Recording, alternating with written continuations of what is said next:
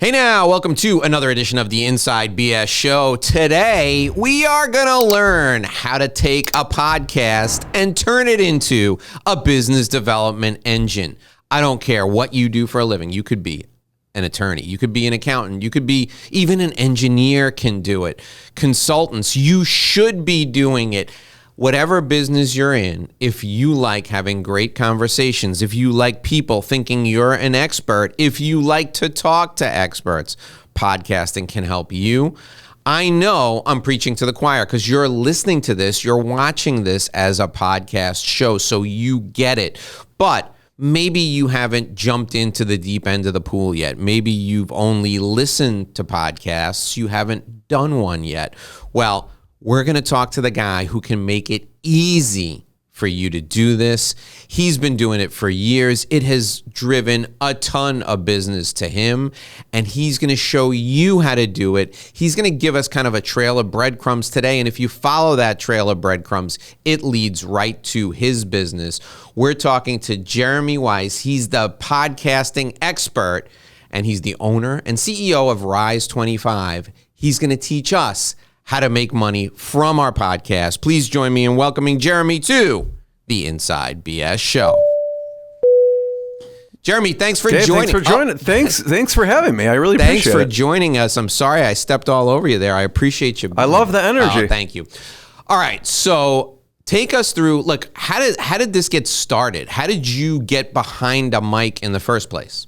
Yeah. So if someone is thinking, well, this seems too technical, and my background is actually in biochemistry and as a chiropractor. So I never set out to start a company that was an easy button for people to launch and run podcasts. But when I was, with any small business, you are learning, you have to do everything, right? And so early on, I had learned how to be a chiropractor. I went to school for that for many years, but running a business, they don't teach you that in chiropractic school. So I was going to lots of different conferences, back in 2006, 7, 8, 9, and a lot of them were marketing conferences or internet conferences. So I was hanging out with some of the kind of the pioneers of, podcasting isn't that old of a medium, right? So I've been podcasting for over 13 years. And some of those people at the time were doing different innovative things. So I just was picking up what other people were doing in other industries. And some of the things they were doing was some of these online related things. And that's kind of how I got introduced to podcasting many years ago. So you've said that podcasting is one of the best things you've ever done for your business. You met your business partner. You've connected with a lot of great people. Tell us the business partner story, then tell us a couple other stories that podcasting has helped you with. Yeah, Dave, that's a great question. And when I think of podcasting, I say, almost everything in my life that is good tracks back to a podcast. Now, I did not meet my wife on a podcast, but I do know some people who have met their wives through podcasting. Of actually someone who listened to their show and then told their family member to check it out. So it actually does track back. But I've gone on family vacations with people I've met on my podcast and had on my podcast. I've gone to weddings, best friends, formed amazing relationships. So I met John, my business partner, because we were both in the podcasting space many years ago, and I was going to San Francisco, and I decided to, and this is the power of podcasting. If people think, well, directly, when we think of monetizing a podcast, we think of downloads and subscribers, how do we get sponsors? And this is not what I'm talking about at all. Okay. I'm talking about, and Dave, you're actually a master at this, which is giving to our relationships. Okay. It's that simple. It's like, how do you have a platform to give to your best relationships? And so podcasting is giving your best relationships. You mentioned it's personal development. You could have some of the top experts in the world on your podcast and learn from them, ask the questions you want to ask. It's content marketing, it's SEO, it's all those things in a 30-minute to 60-minute conversation. But going back to I was going to San Francisco, and I at that point was like, oh, I know a lot of people I've had on my podcast or that I know are connected to people. So when I was going there for a conference, I said, I'm going to put together a little get together there, of people who I haven't seen in person because I've only, seen them via virtual video. And I decided to reach out, and I was like, I'm going to do a 1-day event mastermind for like 15 people. And then we had an after party of like 40 people, just entrepreneurs and founders who are in the San Francisco area. And I am in Chicago. And so I was like, who do I know that would help me out with this? And someone was like, oh, you know what? I've chatted and met John before. We were, virtual friends. And so we decided to put this together since he was local on the ground. So we put it together. It was a 1-day thing where we had some of the top, actually podcasters because we knew them, and also just entrepreneurs in the area. And we did this together, and it was 15 people, and it was like, 40 people. And then people afterwards, okay, when's your next event? And we're like, there's no next event. This was just like a one-off thing. And they go, well, I want to go to your next event. And we're like, okay, well, what do you want? Would that look like? So we actually, a couple months later, put together another event, and that one was in Austin. And then people were like, when's your next event? So we put together another event of entrepreneurs. So we just kept actually doing these events. And then all of a sudden we're like, you know what, we should probably actually formalize this as a partnership. And, I had been helping behind the scenes, a lot of different podcasts, consulting wise and helping operations wise. So, we joined forces, but it tracks back to having that community of people I knew through the podcast. Yeah. The 3 things that I love about podcasting, you highlighted in that story. And the first is, if I don't know you and I want to be able to have an external orientation and give something to you, I have an audience because I've done this for a little while, so I can put you in front of my audience. And if you get a client as a result of that, or if you take this video and put it on your website and somebody ever says to you, hey, that was a great interview you did with that guy, that to me is a way for me to give something to you. So that's number 1. Number 2, I didn't realize, Jeremy, how much I would learn from interviewing people who own businesses. And, I can, in this forum, I can ask them pretty much anything business related. I mean, I'm not going to ask them about their personal life unless they want me to. Business related. And they tell me, and I learn a huge amount. I get best practices out of people that I've used in my business like the next day. I'm not even joking, the very next day. And then the third thing is, I get introductions from the people who are on the show to other people who are even more amazing than them. I mean, it's been remarkable how valuable this has become to me, even when I didn't know what I was doing. So that leads me to my next question, Jeremy, right? The Sandler sales training has a great term called the dummy curve, right? When you're at the beginning of the dummy curve in podcasting, you're like recording it maybe on your cell phone or whatever. So there's somebody out there right now that's going, well, Dave and Jeremy in the first like 6-7 minutes of this show just told me that podcasting is great. I don't know how to start. Help the person who wants to start. How do we start? So I'll walk you through how I think about this, which is to me it's more about starting. It's actually, how do you profit with a podcast? Okay, because what I see is if people start and they don't have a strategy to it, they'll quit after a couple months if it's not generating, because it is time and energy, right? It's not like so you want to make sure that you actually make sure it makes sense for your business. And when I'm talking about podcasting, Dave, we help podcasts that have a business behind them. So it's not like a comedy podcast. So I'll put, and those are great. And or like a murder mystery podcast. We don't do those type of podcasts because we want to see a direct path to revenue for that business. And so I'll break it down so it's super simple.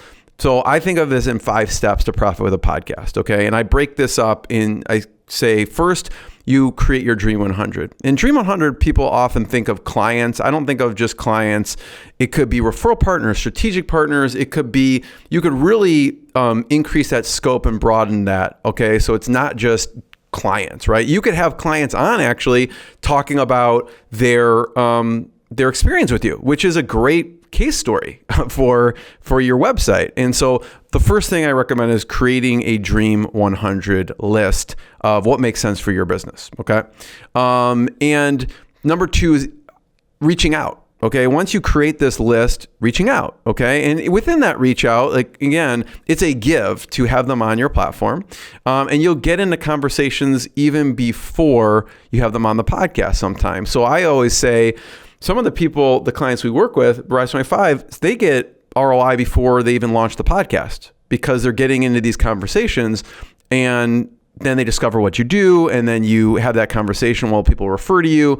So the first is Dream 100. Second is you actually construct an outreach. And in outreach, again, I can talk for hours about each of these topics. The outreach has to be, it's not like, hey, do you just want to come on my podcast? You have to include those, kind of foundational copywriting elements, which is social proof. Like, who is this person? You want to do a little research, make sure you reach out. Like when you reached out to me, you said, we have a common group together with Provisors. And so when you immediately said Provisors, I had an immediate affinity to you. It wasn't some random person, reaching out. So you want to include that. You want to include some social proof elements in your outreach. There's certain elements you want to make sure are in there. So the next is the art and science of producing amazing content. And like, that's kind of where people start, right? People are like, well, they kind of go into this research mode. Well, I'm not even sure the technology. And what I'm saying is that's not the important piece. I'll solve that for everyone in 30 seconds. Okay. So you can, we're using Riverside right now. I use Zoom. A lot of people are used to Zoom. So whichever one, it doesn't really matter. Each of those platforms are probably like $15 to $20 a month. So all in, you're $15 to $20 a month. And then you get a nice USB mic. You can get a nice USB mic for $100. Okay. This one I think is 12 years old, Dave, if you could believe it. It's a Blue Yeti mic. I think I got it for like $100. Now it's like $120. So it went up in value. I bought one for my 80-year-old parents to use to Skype us. That's how easy it is to use. Right. You plug it in your computer. So you could be all in for $100 mic and $15 a month to record on. That's it. Okay. Now there's more to meets the eye to the amazing content. But producing amazing content, if you're a curious person and you like to ask questions and doing some research for the guest, you're going to have some amazing content there. And so like as an example of that, I had the co-founder of Pixar on my podcast. I've had the co-founder or the founder of Atari on my podcast. And you're like, what do you ask these people? Right. And so, doing a little bit of research goes a long way. So amazing content wise, Nolan Bushnell was the founder of Chuck E. Cheese and Atari, and he was Steve Jobs' mentor. So when I had him on, I realized I did some research and I found that he offered Steve Jobs asked him to invest $50,000 for 33% of Apple. And Nolan Bushnell turned it down. So of course, I'm going to ask him to tell that story on the podcast. So if you find some interesting facts about someone, ask about it. The next is I call kind of build your give loop. So grow your reach. And the cool thing about an interview podcast is you can grow your reach without having a big reach or any reach for that matter. So like when Dave posts this and he's like, hey, Jeremy, it's live. It's on LinkedIn, it's Facebook. And that's the beauty of it. Goes across all the podcast channels. If most people, what we recommend is you have a separate blog post on your website. As you mentioned, my business partner, he used to work for the White House under Bill Clinton as a speechwriter. So we write a nice post. So you want to send them directly to your website, ideally not to iTunes or Spotify, because that's different real estate. You want to send them back to your website so they're exploring what else they have on your website. So you have a nice post that you send out. I'll go, cool, this is amazing.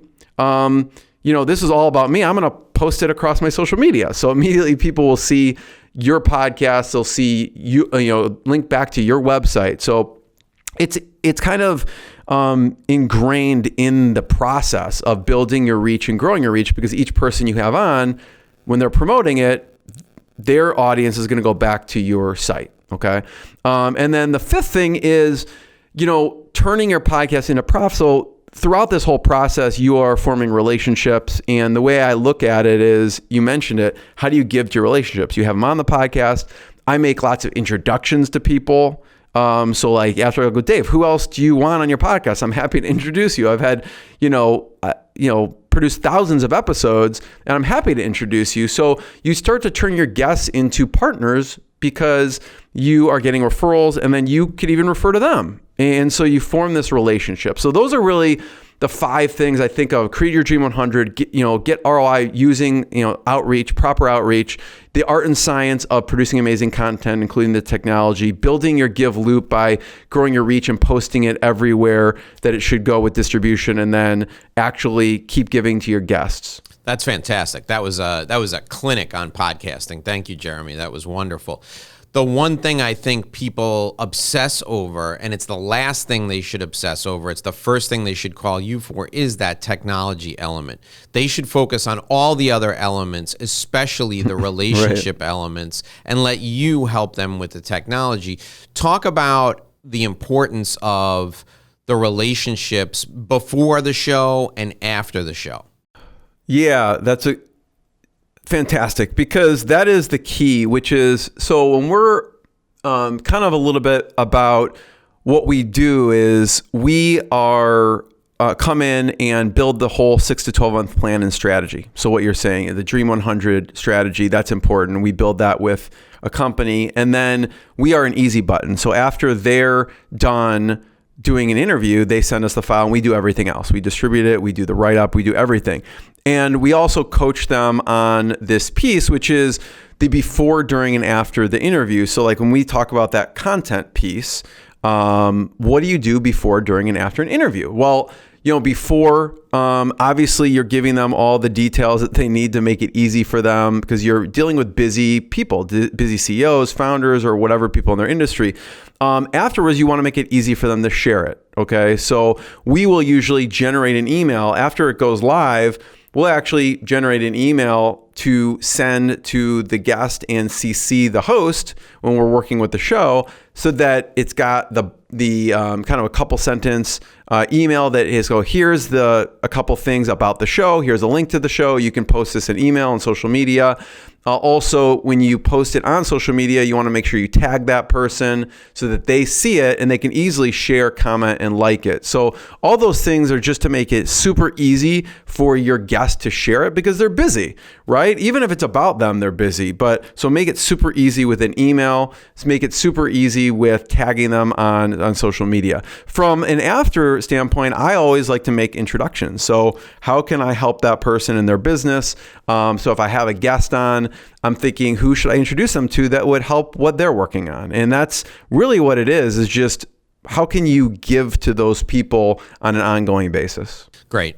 There's 2 things that I focus on in everything I do, and I'm curious about your approach and how you weave podcasting into this. The first is providing a great experience, and the second is creating a community, right? And you kind of highlighted it in your story, but really tease it out for people, draw out the creating a great experience and then how you've developed a community as a result of podcasting. Yeah, I mean, you hit it on the head, which is people are busy, right? So a great experience is just, it shows up on their calendar. They know what to click on, and the technology is easy. You show up prepared so they know, because a lot of people, they're busy, so they haven't checked necessarily out what's going on with the show. So you just make it super easy for them as far as doing some research ahead of time, and that experience goes. And then afterwards, producing a nice product afterwards that you're proud of, that they're proud of. So the experience is just making it super easy and convenient for people. And even from a scheduling perspective, right? You'd be shocked, and maybe you're not shocked, Dave, but like having a calendar link for people as a convenience. Like there's a million out there. I use Calendly, but it's just easy. It like gives them on their time. They can just choose a time, because what's part of that experience, what I found frustrating early on, if you are emailing back and forth 5 times to try and coordinate, that's not a good experience for anyone. So having the technology in place, like a Calendly, to just go, hey, choose a time or send me your calendar link, and let's make this super easy.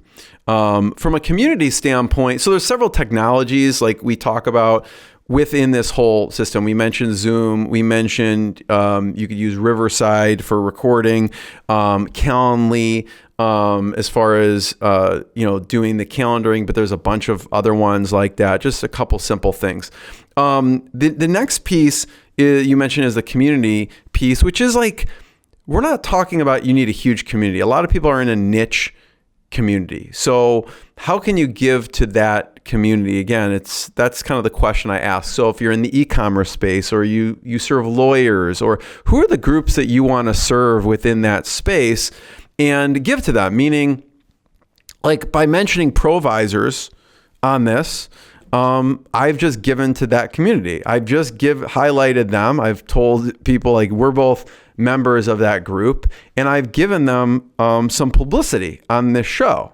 And so you can form community with people and companies without necessarily having them on your show either, just by pointing people to those places, right? And then I can also afterwards, mention to the provisors, hey, like Dave and I had a show, we talked about you and gave you a shout out, and they're going to love that, right? So just by mentioning the people and the companies and resources. Same thing with Calendly, same thing with Zoom. Like we've talked about several resources on here, and that they're going to love that we talked about it. Sure. Now let's talk about taking these relationships from the podcast realm offline and how you develop them. I want you to give that some thought. I want you to think about that for just a quick moment, because I need to remind folks that this show and every show that we do is brought to you by Sandrowski Corporate Advisors. For over 35 years, Sandrowski has provided expert client service all over the United States. Now, they have offices in Bloomfield Hills, Michigan, and Chicago, but if you're located in Miami or Phoenix or Palm Springs and you need help with really sophisticated accounting, Sandrowski is the team to call. Now, what does Dave mean? What do I mean when I say really sophisticated accounting? Let's say you have a client, and that client is an affluent family. You're a trust and estates attorney, and the affluent family needs to manage their money. And they want to form what's called a family office. Now, that's just a very fancy way of saying they're forming a separate company to manage all of their assets. You're an accountant, or you're a trust and estates attorney. You don't know how to form a family office. Well, guess what? Sandrowski knows how to do that. They wrote the book on this. So all you need to do is reach out to Sandrowski and say, hey, listen, my client, Mr. Smith, is forming a family office. He wants to invest his sizable assets, and he wants to get a premium position in initial public offerings, and he wants to connect with early stage investors, and he wants to really max out his investments, but we don't know how to set this up. Sandrowski wrote the book on this. They can help you do that. And they're famous for staying in their lane. This is what they do. They work with high net worth individuals. They work with private equity funds. They can form the family office for you, and they can help you and your client become even more successful. You'll look like the hero. Sandrowski will do all the work behind the scenes for you. Sandrowski has been doing this, as I said, for over 35 years. If you have high net worth clients and you want to add this to the mix of services you provide, you want Sandrowski to do it for you, you need to reach out to them. Here's the number to call: 866-717-1607, 866-717-1607. Sandrowski Corporate Advisors is a CPA firm with a different perspective. We're also brought to you by My Revenue Roadmap Guide.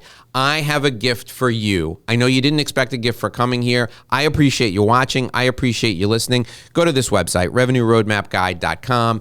Enter your contact info. You can download a business development plan that will help you grow your portfolio. It will help you grow your book of business. Look, you're a lawyer, you're a CPA, you're an engineer, you're a consultant, you're in professional services. Your book of business will help you claim your independence. You want to come and go as you please. You want to live the lifestyle you deserve. You need to be able to grow your book of business. You need more relationships.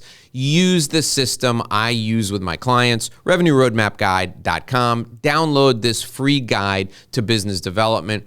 It's right there for you. Thank you so much for watching. Thank you so much for listening. That's my gift to you. All right, Jeremy, I asked you a question before we went to that break. Help us understand how you take these great relationships we form through interviews, how you take them offline once you've connected with these people.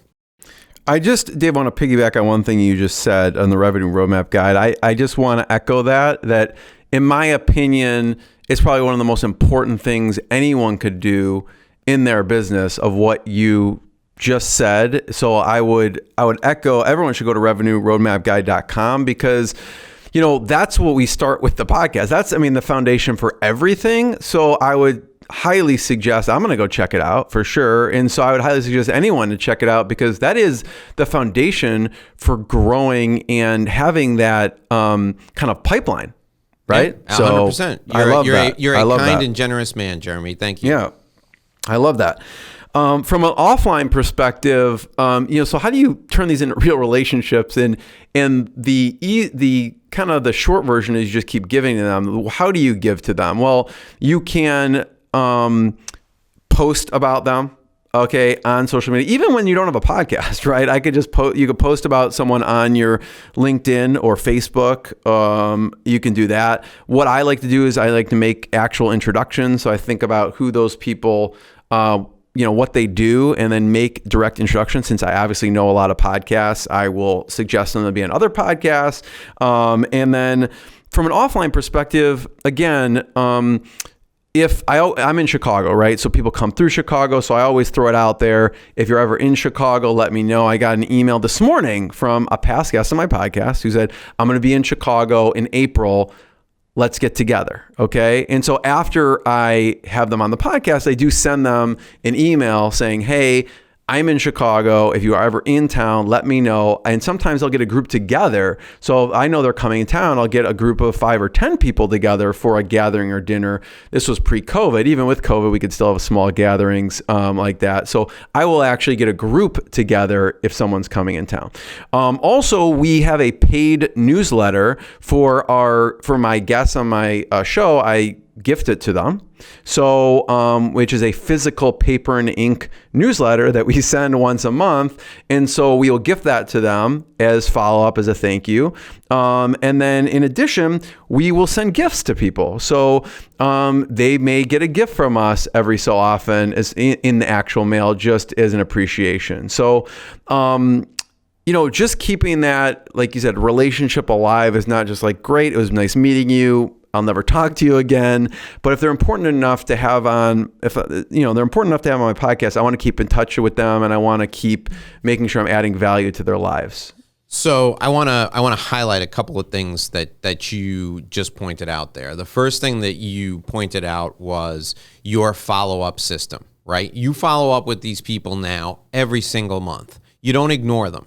So I think that's a huge element of maintaining the relationship. Now, you've chosen to do it with one of my favorite forms of media, and that's a print newsletter. There have been a couple of hiccups, a couple of challenges with people working from home, and we have their office addresses during the pandemic, but we're seeing that those bumps in the road are being smoothed out with people going back to the office, or they have a system where they collect their mail and it's sent to their home one day a week. So no matter what, you're still getting in front of them. Huge, huge opportunity for everyone out there. And I know, listen, you cheapskates, I know you're worried about the $1.50 you're going to spend on producing a quality newsletter per person, but that $1.50 could return to you $100,000 in a new piece of business. So stop being so cheap. Come up with 50 people or 100 people who were guests on your show and start sending them a physical newsletter. I love that. That is a great idea. The second thing you said was gifts. I want to tease this out even more, Jeremy. Talk about the gifts that you're sending them. You're not sending them a box of $100 bills. What are you sending folks? Again, like we send various things. It depends on the person. So we'll choose like a customized gift to them depending on their wants and needs and likes. So it has to be some kind of wow factor. And sometimes just receiving something from someone is a wow factor. And in a good friend, John Ruhlin of Giftology, who's got a great book, talks about this, and he would cringe at some of the things I send because I like sending food sometimes, and he does not recommend sending food. He recommends sending some. So don't listen to me on this realm, but if you haven't checked out John Rowland's Giftology, check it out. He recommends sending stuff with their information, not your information. So listening to him, we don't send, it's not like swag that has our logo, although I do wear other people's sweatshirts and shirts when they send them to me, but he recommends sending with their stuff. So I do like sending food. So I'll send, I'll find out what they like. And we've sent, like Omaha, like a big box of like Omaha steaks that feel like they could feed their family for like a month, and they get this big package. And we find out again, like, I did unfortunately send this to someone who their wife is a rabbi and they keep kosher. And it's still a running joke that he like walked next door and gave, he's like, some of these have pork in them and we keep kosher.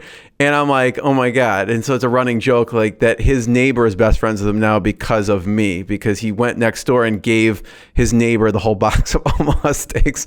But so you should ask them ahead of time. But just something that's kind of fun and wow. I've sent funny things too. So like we run a podcast for a pest control business of all things. And so I sent him in the mail packages of edible crickets, that had like ranch flavor. They were actually edible, like ranch flavor barbecue, and these suckers, these lollipops with like scorpions in them. And I said, call me when you're about to open it, and I want you to tell me if your kids will eat them. And he has 2 kids. So we got on the phone and he opened it, and that was just a fun experience. Like his kids were freaking out. I'm like, you have to make sure they eat one of the crickets. I want to see what they taste like. So it was just kind of a fun thing, and he didn't know what I was going to send him. So just creative, fun things that are conversations. That's terrific. That's fantastic. So now you mentioned you run a podcast for a pest control company. Explain to folks what you do and how that works. Yeah, very simple. Like I was saying in the beginning, the strategy is key. So we build out a strategy on the type of guests, the content, like because they have internal thought leadership as well. So we build out what content they're going to be producing, and then what the guests that they're going to have on, and then afterwards. It's an easy button. So when they're done, let's say interviewing someone, we have a client portal. They just send us the file. And we do everything else. And everything else means if they do video, we go put it on their YouTube channel. We actually produce the audio and distribute across all the podcast platforms. We create a nice blog post. We go into their website, post it on their blog, and then we actually even email the guest afterwards saying it's live with that promotional stuff that they can just perpetuate. And then we do ongoing meetings for outreach strategy to make sure they're actually doing, holding them accountable to doing the outreach and actually reaching out. So we meet with them monthly to actually do the reach out with them as well. All right. So all they need to do then is they hire you. You will hold their hand as they create their Dream 100 list, right? And after you'll tell them what technology they need. You'll hold their hand while they plug in the microphone and go to the website and do that stuff. And folks, after you do it twice, you got it down. It's like swimming, but easier, right? It's not hard. It's like falling out of the boat and learning to swim. Basically, it's not hard. So then they just take the file, which could be automatically downloaded. If you're using Zoom, the file is done. You just drag the file into Jeremy's website, and then you're pretty much done. It's pretty much over, right? That's all they need to do. Yeah. What I tell people is we want you running your business and building relationships. And that's it.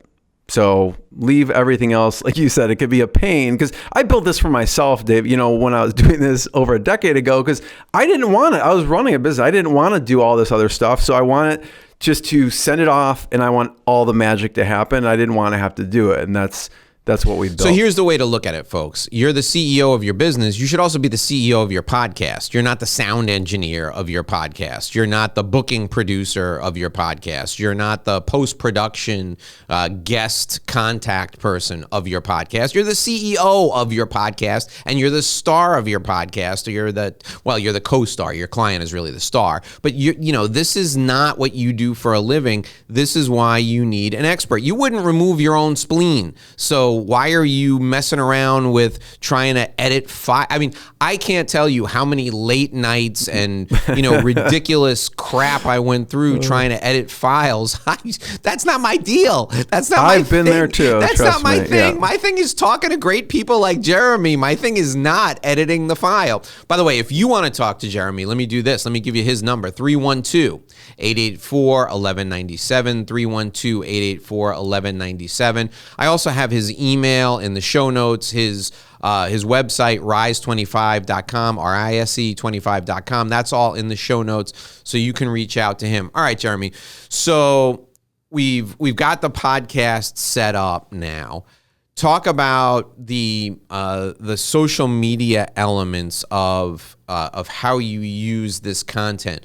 Are you of the mindset that you can break it up and you piecemeal it out, or do you send out the whole show? How do you use the content once you've created it? Yeah, yes to both. So again, I try and keep things simple. All right. So what I will do is, when the show goes live, we create a process so that when the show goes live, it goes on our blog, goes on YouTube, it goes on Facebook, LinkedIn, Twitter, and that's the full show. So a link to the full show will go out to all those channels. And obviously it goes on iTunes, Spotify, Stitcher, all those places. But a week later, what we will do for our shows and some of the clients, if they choose, again, like this is kind of a next level thing. I said, listen, if someone's on a certain budget, I tell you, just skip this part. Don't worry about it. But what we will do is we'll do a dynamic audio. So we'll take a 30 to 60 second snippet of mine. And then John, my business partner, also does of his separate podcast.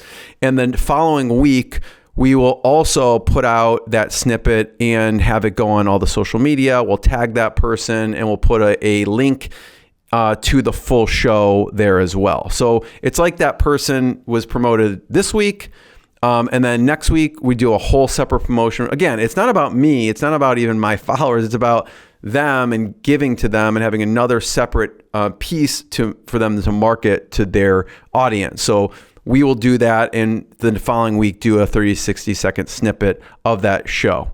Now, again, you can do that to the nth degree, right? You could take 5 snippets and do it for the next 5 weeks. We just do the full episode one week. The next week, do a 30 to 60 second snippet. That's great. I think that's terrific. And explain to people how frequently they should be doing a podcast, because I don't want folks. Look, I do a show right now. We're doing Monday through Friday. We're currently doing content for the weekends too. And we're going to add weekends down the road. But don't be intimidated by that. You don't have to. In fact, I don't recommend you do daily because it's not your thing. What's the frequency, Jeremy? What do you recommend for people? Yeah. Anyone who does daily is a beast, Dave. So congratulations on that. I recommend starting off once a week. Okay. And this is in combination. It could be guests. It could be your own thought leadership. So even if you batch record something, let's say you spent like an hour and you record 2 episodes or 3 episodes, that's almost the whole month. And then you have one guest. So you don't have to overcomplicate it, but some kind of consistency where I recommend once a week. Now listen, when this is so good for your business, you're going to want to do it more. So it's like I started off as once a week. I'm like, this is amazing. I'm going to do it two times a week and then 3 times a week. So usually I've been putting out 2 or 3 episodes for like 10 years. So if it's working and you're having fun with it and you have amazing guests and it's helping your business, you're going to want to do more of it, right? So, but I would recommend starting off once a week. So I would say the clients that we have, probably 90% of them do once a week or more. And then there's 10% of people I already know, that's just not their personality. So I'm like, let's just do twice a month. and stick at that frequency because that they're more comfortable with that. So I'm gonna let you in on a little secret, and I haven't shared this on the show before. I really haven't shared it with anybody before. For me, I was never a big fan of one-on-one networking. I got most of my business pre-pandemic from speaking engagements. I've written books. I get business from writing. I get business from doing how-to videos and posting them on YouTube. But what I discovered was one-on-one conversations were much easier in this format because the person on the other side expected me to ask questions and I never had to carry the conversation. So when I said, hey, listen, I need to add a little networking to my marketing mix, how am I going to do that? I realized, well, crap, having them on a podcast is the best way to do one-on-one networking because I can ask all the questions I want. They expect me to ask questions, and I don't have to talk, which was an amazing thing for an introvert like me who's comfortable giving a speech but not comfortable at a cocktail party in front of somebody. This was the best networking opportunity for me ever because it's all about the other person. And then I share it, and it's really all about them. And that gets me, has me remembered by them. It's, I'm constantly in front of them because I keep them in the loop. I do an email newsletter. I do a physical newsletter just like you do. So this helped me with my own baggage of not being able to connect with people one-on-one. So if you're watching this or you're listening to this and you're thinking, well, I'm an introvert, I can't do that. It's easy. Write down 15 questions. That's 45 minutes right there. That's all you got to do is ask 15 questions. And just to piggyback off that, Dave, it's funny because John and I were talking about this, and he's like, Jeremy, why don't you go on more podcasts? And because it's great to go on podcasts too. I go, I don't love talking about myself. I'd rather ask questions. I find that easier. And even if we are going to a dinner party, and I'm with my wife. You're gonna bring your mic. With my wife, you set your mic up on the table. Sit across from me. she'll say, Jeremy, make sure to talk to people, please. And I'm like, I'm good one-on-one, but in big groups, I'm not great. And I'm not like an introvert per se because I get energy from being around people, but I'm not like the life of the party where I'm openly talking to people. So it is a great medium, and I don't go on many shows because I just more comfortable asking the questions and less talking about myself. So I totally agree with you. Well, we're grateful that you decided to go on this one. I'm really glad you're here. Now I'm going to ask you to think about 3 things that people should take away from our time together. Give us 3 big things that people should remember about what we just talked about. I'll give you a minute to think about it. I want to remind folks that Sandrowski Corporate Advisors has made this show and our other shows possible. We're grateful for their support. They're a CPA firm with a different perspective. What does that mean? Well, let's say you have a business and you're thinking of selling your business and you want to know what your business is worth. Well, Sandrowski is the perfect group to call because what they'll do is they'll look at your financial information, they'll look at your assets, they'll look at what you have in the bank, they'll look at all the information you can possibly give them, and then they'll look at comparable business to yours in the geographic area, in the industry, and they will help you understand how valuable your business is. If you have a partner and you and your partner happen to be splitting up, it happens. You want to know what your business is worth. Your partner's handled the books for you. Give your financial statements to Sandrowski. Let them come in, look under the hood. They'll let you know what your business is worth. If you're merging or you're buying a business and you want to know what that business is worth, take the financial statements, give them to Sandrowski. They'll figure out if the financial statements are on the up and up, what the value of the business is from an accounting perspective, and you'll be able to make a better decision. Here's the thing. You work with experts because you need to make good decisions. There is no better expert to work with when it comes to business valuations than Sandrowski Corporate Advisors. To reach out to them, you need to call 866-717-1607, 866-717-1607. If you're looking to build your book of business, get my Revenue Roadmap Guide because it's free and it's the same system I help my clients with when they look to build their book of business. Go to revenueroadmapguide.com, enter your contact info right there. Our guest is Jeremy Weisz, and he's a podcasting expert. You can call him at 312-884-1197, 884-1197. All of his contact info is in the show notes, including his website, rise25.com. So Jeremy, I'll tell you a real funny story before you hit us with the three things. Last week, I'm interviewing somebody, and I'm giving out the Sandrowski folks' phone number. And I said, all you need to do is dial. And I gave the phone number, and the person I'm interviewing went, dial? What do you mean dial? And I'm like, oh, God. There used to be this thing. It was called a phone, and it had a dial. You would stick your finger in a little hole and rotate it around. Oh my God, it was a learning moment for me. I almost said it now. I don't say dial anymore. I say just call. I know what you meant. All right, Jeremy. So hit us with the three things. What are the three things we should take away from our time together?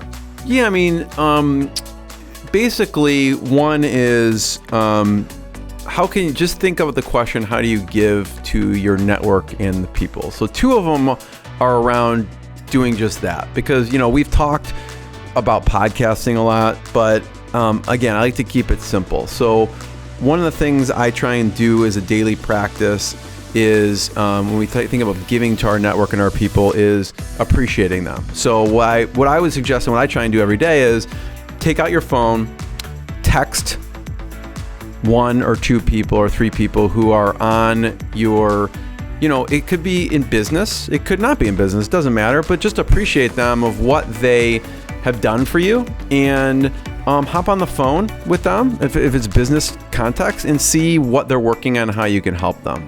And that's it. Okay. So text two or three. And this is, when we go back to those 5 steps to profit with the podcast, the one is create your dream 100. You already have these people in your cell phone. So give to them, appreciate them, and just do that. And the second is, you could do the same thing on social media. So again, without even having a podcast, you can go today to LinkedIn, choose one or two people from your network that are big champions of you, and create a post about them. Okay. And some of the elements of that post could be their business, their bio, the link to the website, their website, and all about them, and then just thanking them for whatever they've helped you with. So just very simple. The third is what I always think about is finding a mentor. And you mentioned this about with the sponsorship is like, go to the experts. Okay.